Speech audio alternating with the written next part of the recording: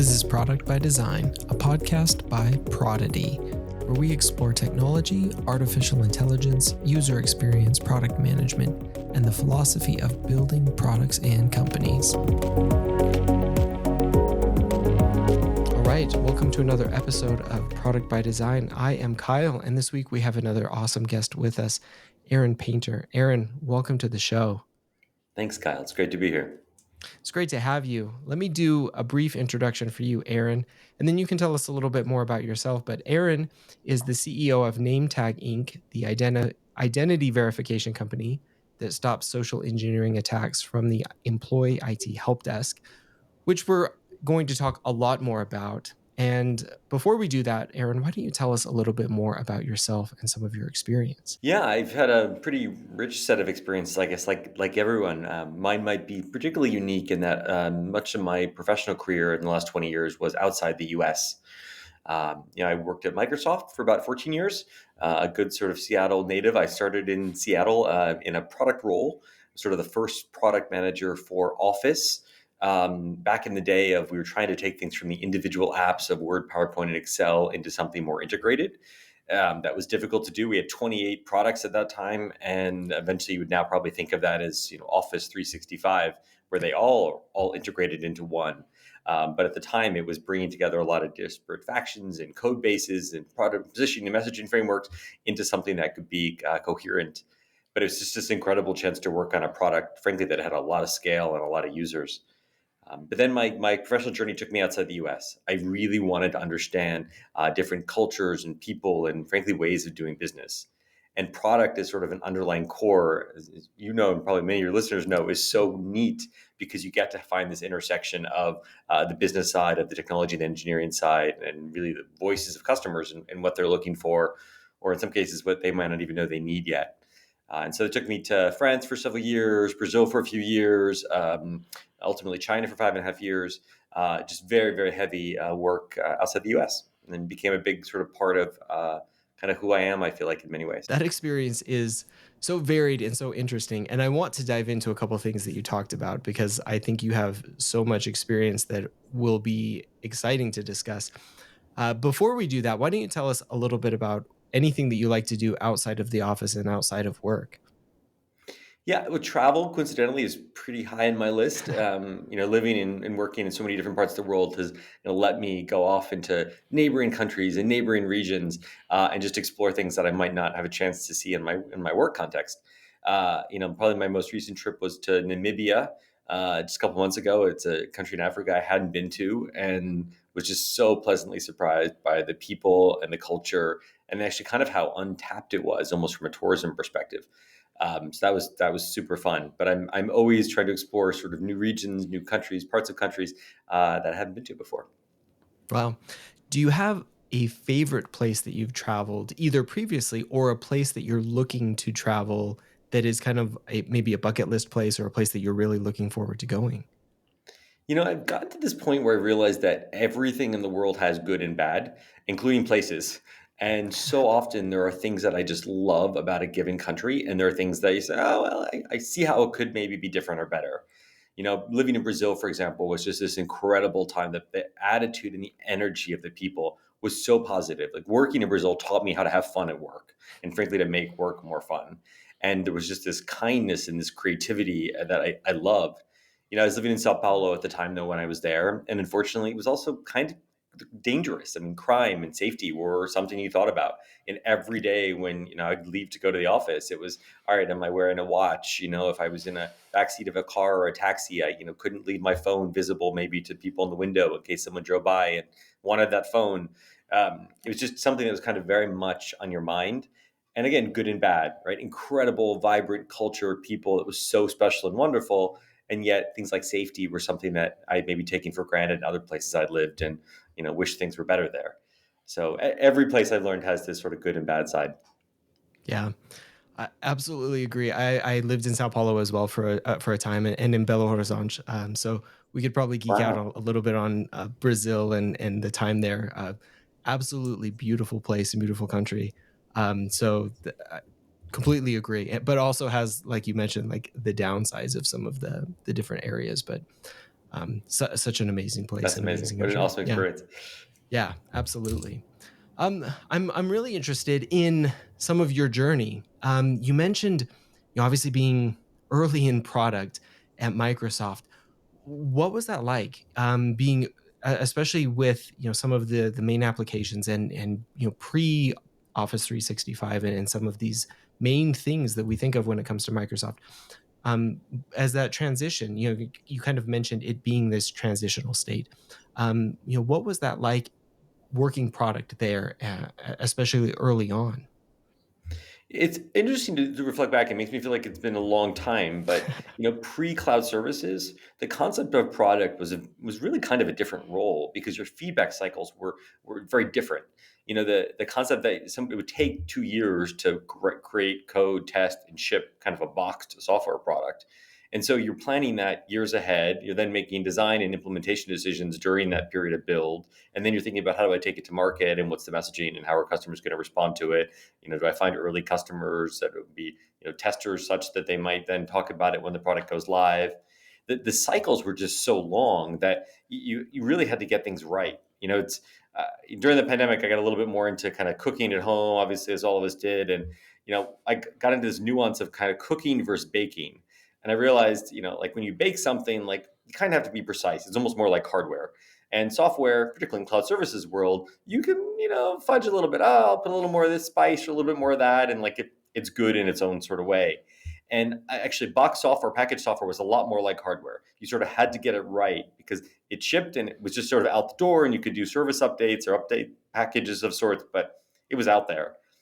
And cloud services really changed that. And so along with it, there was certainly this transformation we started to go through at Microsoft while I was there, of course, around what does it mean to do product in a cloud services era? How are you getting feedback? How do you even goal engineers and folks on where do people click? Are they using the feature that you built versus one that you thought you should?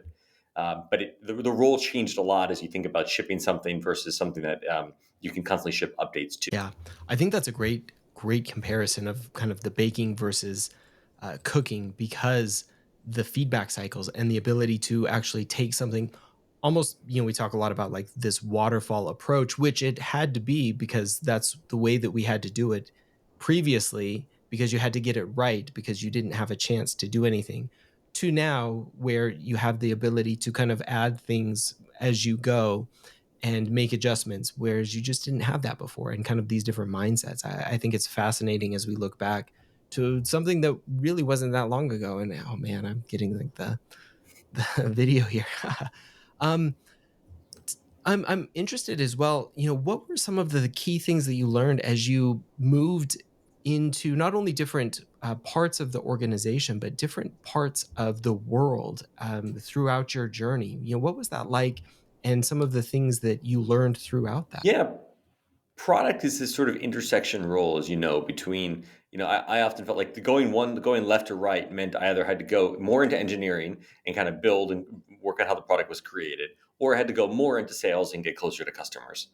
And so the way Microsoft was structured, at least, is the majority of engineering happened in Seattle and development centers in other parts of the world, particularly in China and the UK, but heavily it was based in the Seattle area. And the other half of the company, in terms of volume of people, were actually those folks that worked with customers and that were thought it worked with companies in particular and how to implement or use technology in new ways. And so I chose to go on that path of what does it mean to get closer to the customer side. And that took me on this journey, first as kind of a chief of staff role for Microsoft's head of international, who was based in Paris. And the person had a super cool role, and it gave me access to kind of a super cool role. And that we just, we'd fly around the world. We'd meet, 30 countries a year. You'd meet with governments, customers, employees in those markets, and have this radical chance to learn from them really up close on the challenges they were facing. And then my, end of the day would be, all right, now how do I translate that back into Microsoft? How do we take that feedback that we heard and make sure it's getting back to the relevant product teams? Or how do we think about adapting a solution to something that might solve a problem a customer told us about that day or that a government kind of raised with us? And so it became this very much, how do you connect the dots on things? And frankly, what was a big company, how can you make that feel really small and get things done? And I loved it. My manager had a super high bar on me. And so it meant that everywhere, we did a ton of pre-work as we went into those meetings and conversations to learn about what we were getting into. And then we did a ton of follow-up work to make sure we're getting value out of them. and all of it then just in very high velocity. So it was for someone who loved product, like sounds like many of us do. That was just such an awesome learning role because it let me hear from customers directly and then find ways to translate that back into specs and other things for future products. And so it was a huge sort of accelerator role. And then finding things around the world where there were differences and sometimes similarities, but translating those nuances back again into product, or in some cases, how we went to market and position things inside a given country that might be different than a neighboring country. Right. Yeah. No, that's really interesting. Now, I want to talk about, how you kind of transitioned from your previous role into what you're doing now. What did that look like, and what kind of brought you from, what you were doing previously to what you're focused on now at NameTag? Yeah, I was at Microsoft for almost 14 years, and then I went to lead another company that was based in the UK, focused on cloud migrations. It was sort of AWS's first and largest partner in Europe, and we diversified into Google Cloud and the Microsoft Cloud, Azure, and again, worked with large enterprises on how to think about using the cloud in new ways to sort of change their business. So I loved it because it was very much this business connecting with technology type of work, and we had a whole team of people who were really talented at that and matching them with the right customers. That company did well and has kind of moved on to be part of another company now. And I was sort of exploring what to do next. And one of the areas that I realized just came up so universally in my own life, kind of from a personal perspective, was this idea of security. And more specifically, this concept of identity and what it meant to know who you're speaking with or who you're connecting with when someone is operating behind a screen. And so for me, it was really personal. I had the start of the pandemic, everything was sort of moving digital, everybody was remote. And I had several friends and family members who had their identity stolen. And I said, I want to be a good friend and be a good son. We're going to jump on the phone. We're going to figure this stuff out. And, we'd call customer support and they would say, oh, well, before I can help you, I need to ask you some security questions. And those things were either too easy to answer or too complex to remember. And it turned out that, frankly, someone else had called before we did, was able to answer those questions and, frankly, take over an account. And it became sort of shocking to me that in this modern era, you really don't know who's behind the screen. People operate by usernames or passwords, or, did you receive the SMS I sent you, or can you answer these security questions? But you can't actually verify the human behind that screen. And all this was sort of pre the era of deep fakes. And so I set out to say, hey, how can identity be used as a security tool? And I was able to assemble, this incredible team of some really smart folks with a lot of expertise in the security industry. And we set out to build something that could be a really novel approach to what felt like an all too common I problem. think you've touched on a couple of really, really interesting points, and I kind of want to dive into a number of them because obviously, cybersecurity is such a top of mind thing pretty consistently because I feel like it's constantly in the news.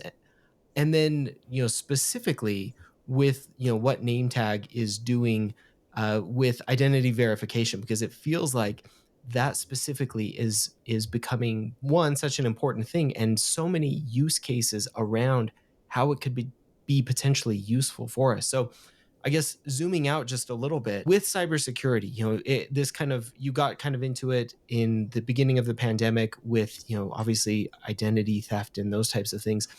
As we look at the cybersecurity space, obviously this is a massive space, and we're constantly hearing things about cyber attacks and those types of things. What do you see as some of the main problems within cybersecurity right now? As you look at this landscape generally, like what are the biggest issues, and where do you see that going over the next little bit? Yeah, the one I'm probably closest to has been this challenge of identity. And I've learned as I got into this space, identity is a big word, and it can mean a lot of different things to different people. Often today, the way that we identify ourselves is really with kind of an email address. The unfortunate thing is that we've made it so easy to go create email addresses that you can kind of become anyone you want to be, and spin up a new username or spin up a new Gmail account and suddenly kind of take the identity of whoever you happen to be at that email address. Sometimes it's phone number, and you say, oh, okay, well, can I reach this person at that phone number? But unfortunately, that is only as secure as how good the telcos are at making sure someone doesn't take over your phone number. And unfortunately, if you call your mobile carrier and say, hey, I got a new phone, can you switch my number over? They also have a really hard time, it turns out, of saying, are you the actual rightful account owner? And, are you the person I should transfer that number to? So again, not the most secure. And the methods that we've had over the years have, unfortunately, they're dated. They're from the early days of computing, when sort of it was this small trusted group of people at universities in the Defense Department. And then we added passwords, obviously, to what were university and government email accounts, where there was probably the right human behind them.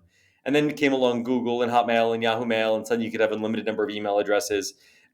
Passwords, we added complexity and length, but unfortunately they became easy to sort of get around.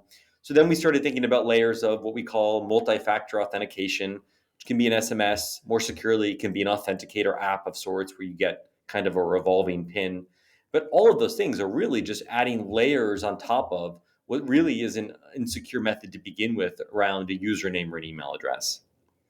And so what I realized was the perimeter of so many systems comes down to identity. If you can deceive someone and get into a system because the identity layer was corrupt or incorrect, or you sort of found a way around it, then it makes it very difficult to protect your system, to protect the data, and most often to protect the whole company itself, because that compromised account can lead to things like ransomware and data breaches. So the identity really became the sort of pressing topic that we wanted to go solve in security. And frankly, we were just a little bit ahead of our time, and what's happened in the last several months, where it's gone so mainstream. So, as you look at some of these major uh, breaches or attacks or things like that that have happened, both on the personal level, so we see a number of those, like people who have been phished or anything, like any number of things, who have given over personal information enough to be have bank accounts hacked, up to some of the massive cyber attacks that have happened. um, how do you see identity playing into those? They may not necessarily be one to one, but a lot of times they can be, because it can often be that some companies can be infiltrated by getting access to a single employee's account. Um, how do you see identity being a key factor in some of these? And maybe it's not always the case, but how is it one of the things that can help protect either individuals or companies in some of these cases? Yeah, I think we were surprised to learn how often this comes up, and what we really pushed very early on, because we tried to truly listen to a bunch of the folks that we were working with, kind of as advisors. And we had one advisor in particular who really pushed us to say, hey, at my company, we've started rolling out two-factor authentication on our customer accounts to make them more secure, but unfortunately, users are getting locked out. They lost their phone, they upgraded their phone, for whatever reason, they can't access the account because we added this additional layer of protection. And so he sort of said, hey, can I use Nametag as a way to verify that person when they're locked out? And so that I know the right person is kind of getting back into the account. We said, oh, interesting. Nametag can do a lot of things. That sounds like an interesting use case. Let's work with you on that. And it turned out to be a concept way ahead of its time. And so we started rolling that out. And then other companies started coming to us saying, hey, can you do the same thing? I have kind of an IT help desk or a customer support organization. They really struggle because they get all these inbound calls and support tickets of people who are locked out, and they don't know if they're letting the right person sort of back in. And so we said, let's sort of adjust name tag to be a really easy, out of the box way for companies to increase the security at their help desk and make sure that they are letting the right person back into those accounts when they get locked out, or maybe even when you need to authorize a transaction, or kind of any sort of high risk moment when you're on the phone, when you're chatting with, or even you're kind of self service trying to do something online. And that became a great thing. And so last year, all these, in particular early in the year, all these big companies, the internet domain providers, HubSpot, Reddit, all these really interesting companies started, applying our technology in new ways. And then August came along. And in August, MGM, in Las Vegas, had this very public breach where a bad actor impersonated an employee. They did some research on that employee in LinkedIn, called the IT help desk at MGM, pretending to be the employee, answered the security questions, was able to take over an employee's account, and then go wreak havoc. And it became very visible and very public because there were people that were going to check into their hotels in Vegas and couldn't, and it sort of brought them down to their knees very, very quickly. And then it turns out that continued. In fact, the weeks afterwards, Clorox had the same thing, and a major supply chain disruption. Then Caesars Entertainment, and it just sort of continued because one group in particular realized that this is a really good exploit. It's a good way to sort of take down a company. It's a good way to plant ransomware. It's a good way to, maybe steal data. And they just started targeting hundreds and hundreds of companies. And so suddenly, this problem that we had kind of been pulled into early on by an advisor, and a bunch of companies were using us to solve, suddenly became kind of the mainstream like epidemic in the world of cybersecurity these past several months, because it is sort of the open door. It is sort of the biggest vulnerability. And in some ways, kind of the easiest way to get you into a company is simply to go knock on the back door and say that you're locked out of, your front door keys, so to speak, or your authenticator app. And that's really how Nametag sort of refined its product market fit. And it's just been a while, several months since. Yeah. You've touched on some of the big ones that I think so many of us have heard. And there's also the very recent one that I think has been in the news very, very recently, which is I think it's called Change Healthcare. Yeah, Change Healthcare cyber attack, which I don't know if we even know yet as of the time we're recording, like how it happened. But it seems like it's the same group that did MGM, and so it could be very something very similar to the way that they got in, and could be through like impersonating somebody within the company and going through like the help desk and that sort of thing. So the the ability to actually verify identity, it's kind of like you were mentioning, such a fascinating thing. Maybe you can walk us through like what is it that you found as you were going through and having some of these early discussions that is so much better than the past, either the security questions or some of the things that you were able to figure out is maybe a better way of doing it than some of the previous ways that everybody was doing it. Yeah, early in product design, we sat down to think about how do you verify who someone is in the offline world, in the physical world, and what are sort of the methods that tend to work. And you think about it trusted spaces that you might go into as a person, and you think about airport security. You go through sort of the TSA in the US, and they ask to see your ID. Someone looks at you. They now increasingly try and put your physical ID in a scanner to see if it matches certain things. Separate discussion. It's a person looks at you. They look at the picture on the screen. They ask for your boarding pass. Anyway, you get in through security, and you're sort of in a trusted area. Everyone in that space has sort of been vetted, and you feel safer, hopefully. You go to an event maybe, and you check in at the event, and they ask for your ID, and they look at you, and they compare the two, and maybe they ask for your business card or your work email to see where you come from, and they print you coincidentally a name tag, or a sort of badge you might wear around at that conference. And you might say, great, the people that I meet in this event space, I kind of know that they've been vouched for. I know that what's on their name tag is probably accurate. That's their name, and that's the company they work at.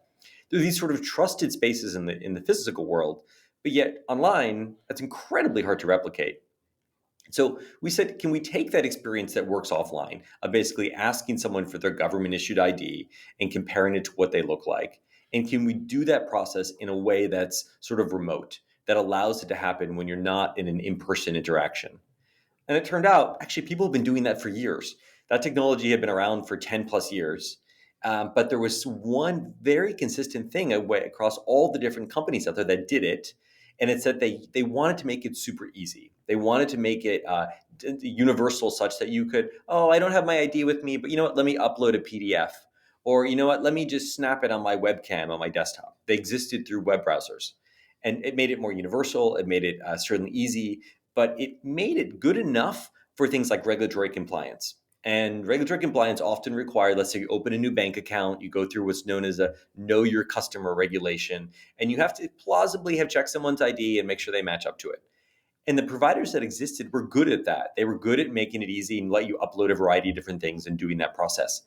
But unfortunately, it also meant that the way they did it made it very susceptible for fraud, because you could what's called inject. You could say, well, instead of this photo that I'm holding up to the webcam, I'm going to use my third-party camera, which is actually, let's say, a deep fake emulator, and create kind of the deep fake of me. Or, you know what, maybe not ChatGPT, but I'm going to go and say, hey, make me a California driver's license with this name and this photo on it, get a beautifully printed PDF, and just upload that PDF.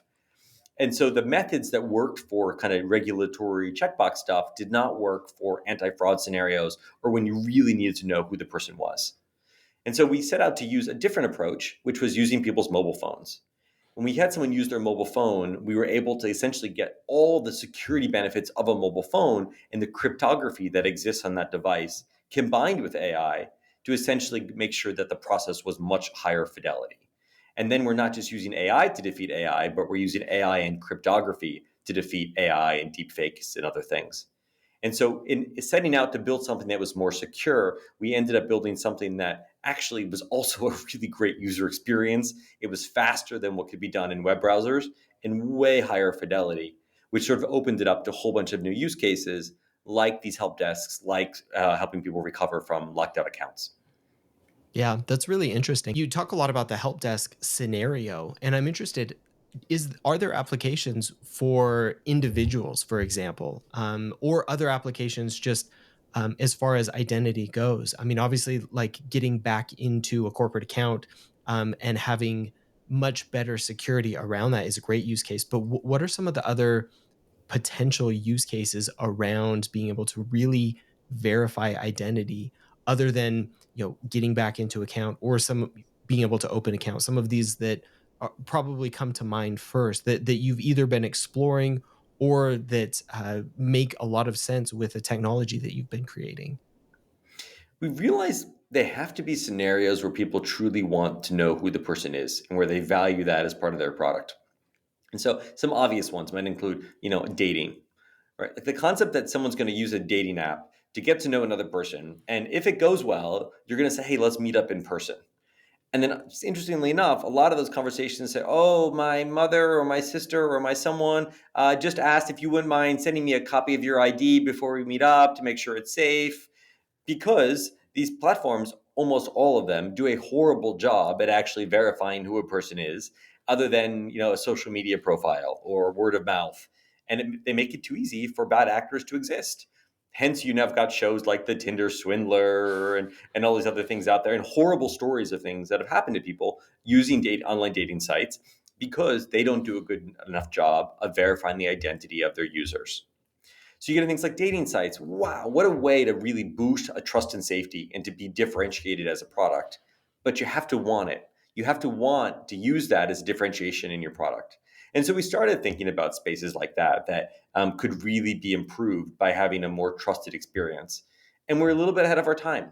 The platform sort of said, well, we're doing well, we're growing a lot without needing to do more with this trust and safety side. Oh, maybe there's a regulatory requirement we have to think about how to solve down the road, but for the most part, there wasn't a strong enough business need for them to go differentiate on trust and safety.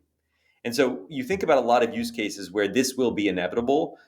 Online gaming, another one. You're creating a virtual community.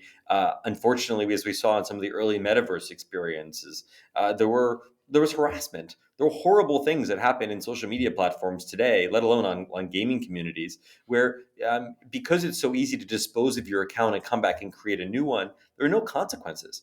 It's one thing to be anonymous or pseudonymous on a platform, but I would argue that platforms have a responsibility to know, who the owner of an account is. Even if they allow you to operate and be someone different or under, a fake or mask name on the platform, they should know because it's critical to creating a trusted and safe environment.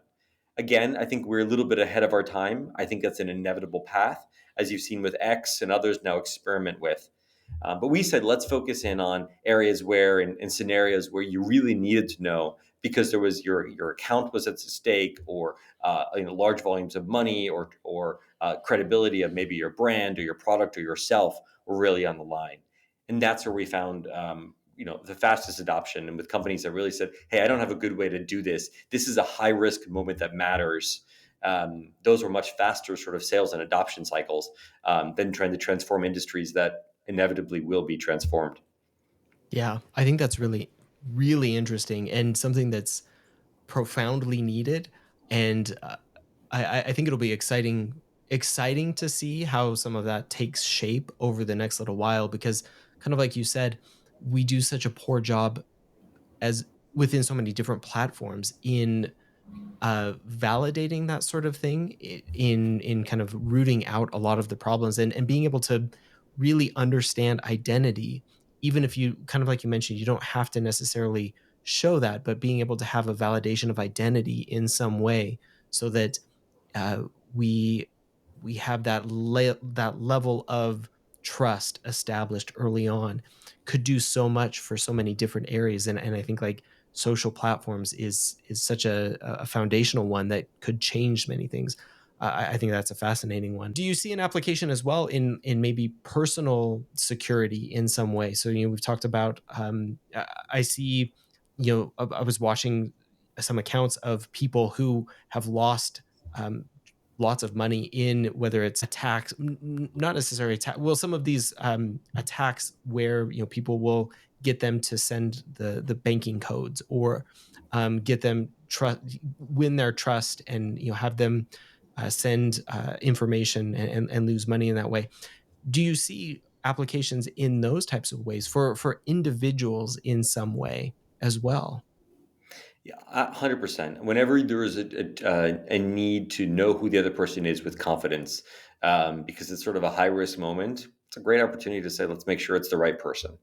And that's kind of where we want to slot in.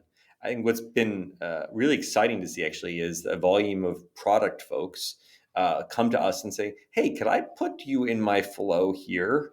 Could I lower my funnel maybe of intake questions so that I get a new user signed up? But then when they're about to do something that feels risky or important, maybe then I put them through a name tag flow and ask to verify their identity.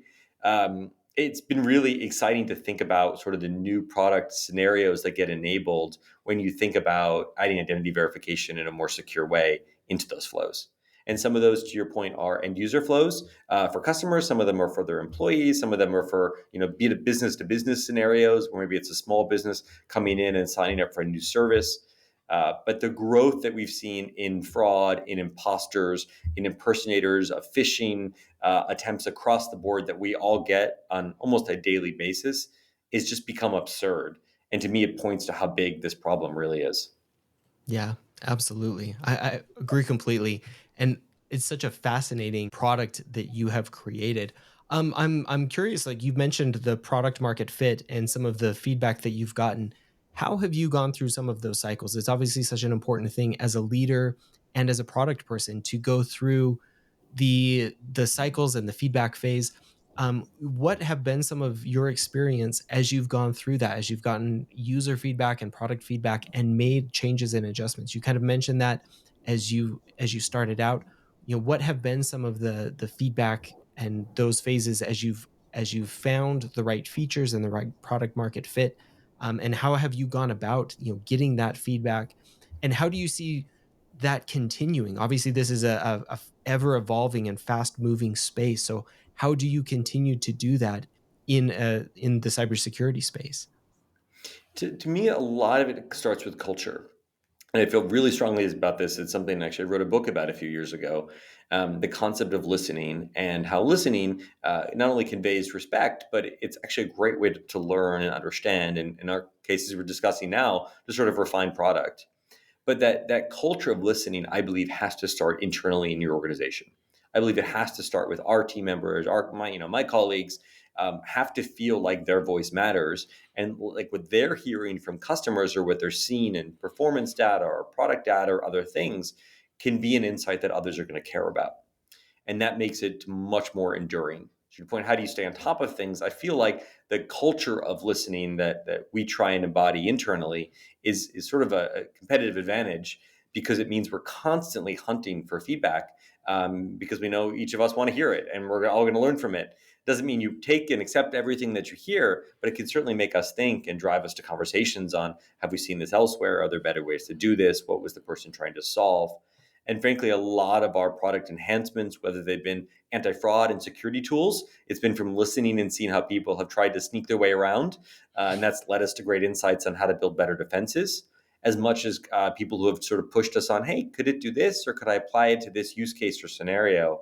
It's pushed us on features and kind of building new product functionality and capabilities. So it's that sort of element of listening to our users, both the companies that hire us, the end users who are going through the flow. It's just been critical in how we've become what we are today. Yeah, I think that's great. I'm interested too, as you've kind of gotten a lot of that feedback and listened to a lot of your users in the market. How do you prioritize it as well? Because obviously, you probably get far more. all of us get so much more than we're able to do anything with immediately. How do you go about prioritizing and filtering, here's what we want to focus on, here's what we think is going to be, the most valuable, or the best thing for us as a company and for our users, and for everybody right now, and here's what we're going to do first, and how do you go about that prioritization process? Yeah, I'd say it's a leadership style, something that I had picked up, and it was very much something at Microsoft. I don't know if I learned it there. It was just I was attracted to it, but it was very common there, particularly in a pre-Satya era, and I think Satya has continued that. But it was this sort of concept of high context. And the principle was, no matter whatever you did at Microsoft, the sort of leadership at the time ensured that you had context in what was going on in other parts of the business. So, like, hey, I work on enterprise software. I don't really need to know what's going on in Xbox. But Microsoft sort of overinvested and said, nope, let's make sure you have a sense of what's going on in the Xbox division, right? Or in some other part of the company. And the idea was that if you had full context, you could make the best decisions and you could answer questions when you're in front of customers, and you might see something or observe something that could be used in other places. And I'd say very much we've carried that into Nametag. And so by sort of everyone organizationally having insights into things, they're going to see things differently. That is sort of diversity of thought. Each of our life experiences and backgrounds mean we're going to see things in a different way. Even when the same thing might be in front of us, we're all going to have different interpretations of it. And so we do product planning collectively. We sort of survey, we discuss, we posted exercise virtually and in person. In each quarter, we build our next quarter roadmap as a collaborative exercise. And that allows whatever anyone might have been seen or heard to sort of shape what they think our priority should be. And we go through several rounds of it until we get to something that's workable and actionable for the quarter ahead. But we very much use that concept of high context, and making everyone a part of sort of that prioritization and planning process. And I think it's allowed sort of all voices to be heard, and hopefully is getting us to the best outcome.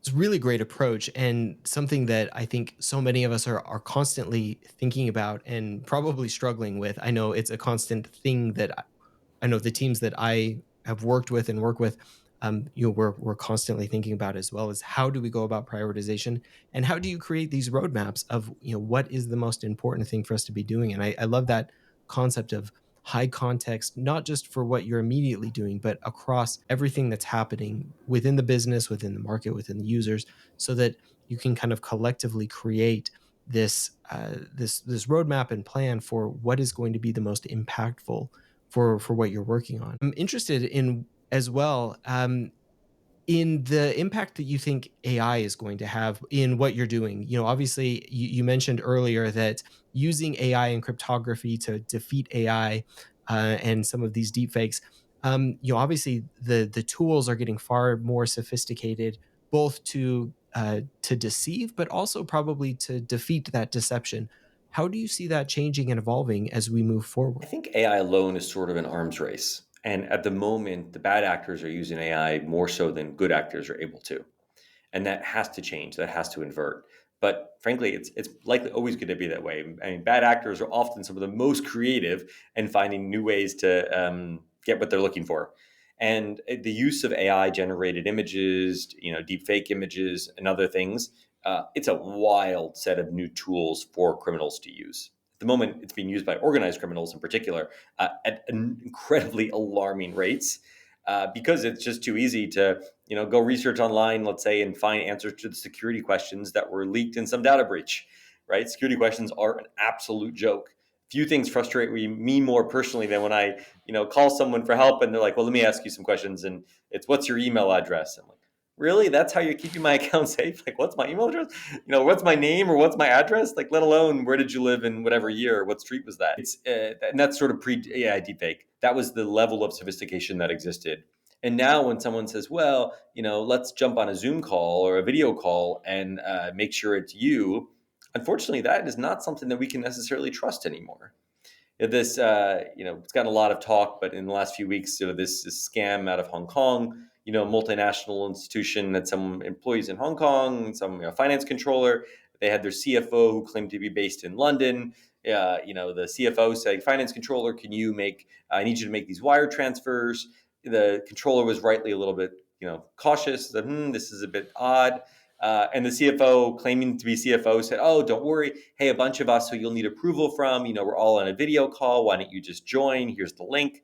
The controller jumped on the call, recognized the faces, heard the voices maybe they had seen before, and it turns out those were deep fakes, and the people on that video call were not the actual people, but they were deep fakes of the people.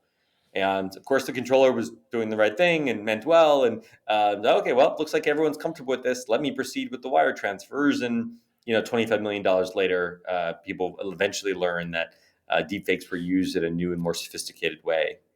And what's shocking about that, at many levels, many things shocking, but it's not that difficult. The level of consumer tools to go create a deep fake of yourself, let's say, or of someone else, fortunately, they're very accessible.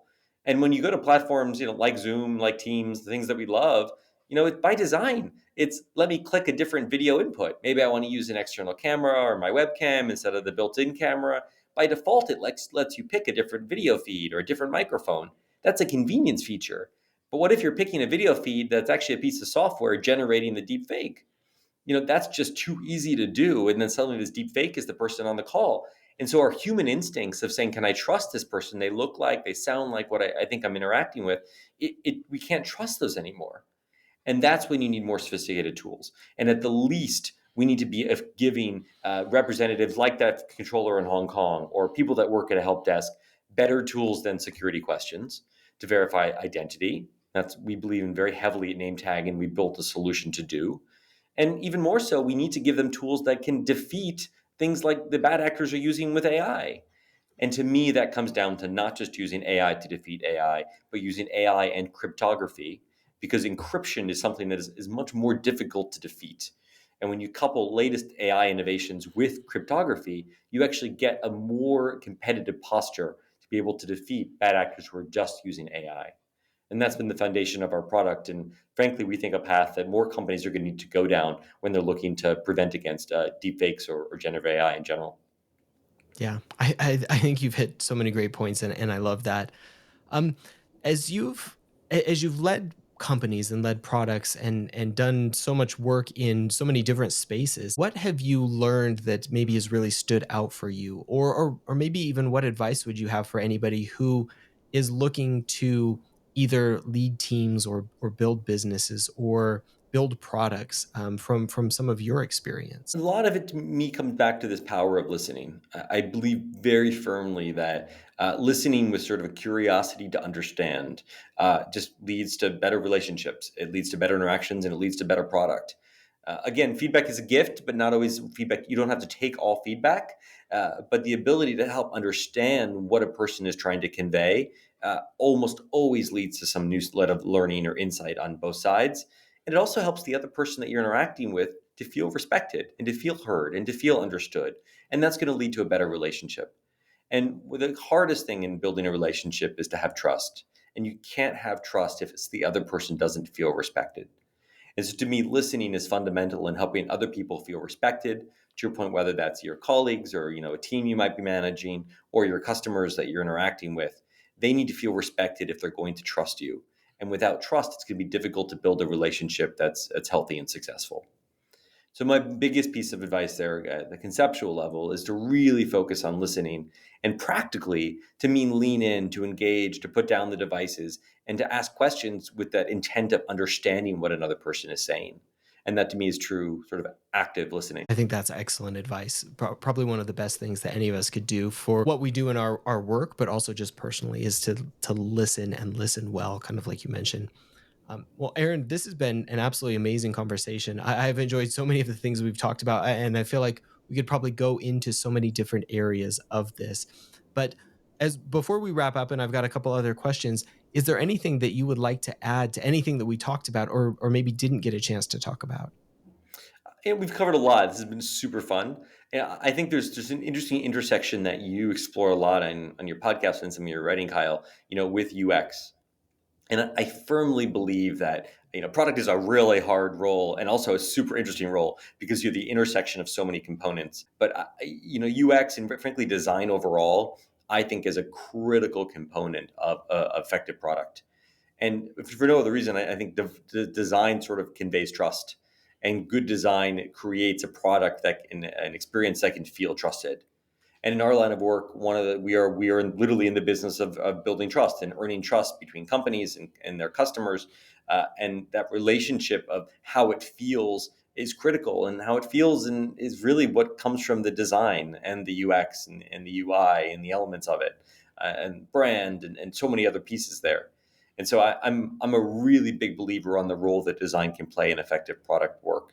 And I can't reiterate that enough. Hopefully, people that have used Nametag or see it or go to our website, you can kind of feel the importance we put there. One of our earliest hires was an incredibly talented designer. But I offer that as guidance. You cannot avoid design if you're going to build effective product. Absolutely. Couldn't agree more with that. It's going to be designed one way or another, and it's kind of your choice whether you're going to do it well or you're going to do it poorly. And I couldn't agree more. You mentioned name tag. Where can people go to find out more about name tag or anything else that you're working on? Yeah, we're super active on LinkedIn. I'm pretty active on LinkedIn, so love people to reach out there, send messages. I try and post a bunch. The name tag account posts quite a bit on particularly content that's relevant to this world of identity and trust, talking about breaches that have happened, helping understand the types of attacks and what people are doing. We have a lot of really great content there, and then of course the getnametag.com is the website to learn more about name tag itself as a solution. Okay, great. Well, we will put all of the links in the show notes as well, so you can check those out. Well, I do have two kind of wrap up questions, and these don't have to necessarily be product or business related, though they certainly can be. Have you watched or read or listened to anything recently that you have found particularly interesting and would like to share? I would say one of the more interesting books I've read recently has been the Elon Musk biography by Walter Isaacson. And my takeaway on it sort of is it's a product takeaway where, Elon, good or bad, and how you feel about Elon personally or not, like he is actually an incredible product person. His ability to understand the deep technology and to understand sort of the business aspects and bring them together makes him uniquely suited to build product. It was also sort of an interesting takeaway to see, a lot of the sort of sprints or the bursts of innovation periods were driven by him being, applying relentless pressure. A lot of that might have been driven by his personal, Walter Isaacson certainly paints it as personally driven and, his own challenges he might be facing internally. But the outcome in most cases was sort of better product. And I just found that really kind of insightful and his sort of maniacal attention to build great product, and then what that's meant for some of the companies he's built. Yeah, that's a great one. It's definitely on my list. I haven't got to it yet, but it's definitely one that I want to read as well. And then, final question: are there any products that you have been using recently, either digital or physical products, that you have been enjoying or maybe not enjoying? It's funny. I often ask that question on product interviews of people that I meet with. I love thinking through it that way. Personally, I've been on this crazy quest to find a fast responsive doorbell camera, which you would think in today's age there are many many good options. So I've decided to try many of the good options, and I have finally only recently concluded that my last one, which felt the most commonplace, which was the Ring camera. I said, there must be better options than Ring, and actually what sort of shocked me is how well integrated the hardware and the software is. So the moment someone appears outside that door, let alone if they actually press the button, you instantly get an alert and the video feed is just practically instant. And compared to some other platforms I tried where the doorbell rang, I opened the app, 35, 60 seconds later, it's loading and there's some spinning thing. The person's walked away from the door. By the time the video comes up, I've sort of been shocked at how well the hardware and software has worked on that Ring appliance. So call it a very light endorsement on 2 days of use, but it's been after an exhaustive review process. Okay. Well, that's good to know. I have a Ring camera, like probably many people, and I have not experimented with a variety of them. So it's good to know that it is maybe one of the better ones. But I agree with you. Like it's a pretty solid experience as far as the overall hardware and software. So I can't disagree with that. That's awesome. I'm glad. Hopefully you Yeah. like it. Yeah, it's pretty good. Well, Aaron, this has been an amazing conversation with so many great insights. I really appreciate all of again, the insights and stories and experience that you've brought. This has been, like I said, really, really great recording and great conversation. So appreciate it. Thanks again for having me, Kyle. It's really special. All right, and thank you everyone for listening. We'll talk again next time. Thanks again for listening. If you like the show, be sure to follow or subscribe on your favorite podcast app. You can follow the show on TikTok at Prodity.co and on Twitter at ProdityCo. You can also follow me on both of those platforms at Kyle Larry Evans. If you want more product conversation, check out my newsletter Prodity at Prodity.co. You can also follow me on Medium at Kyle Larry Evans, or check out my Medium publication Prodity. Of course, you can check out all these links in the show notes.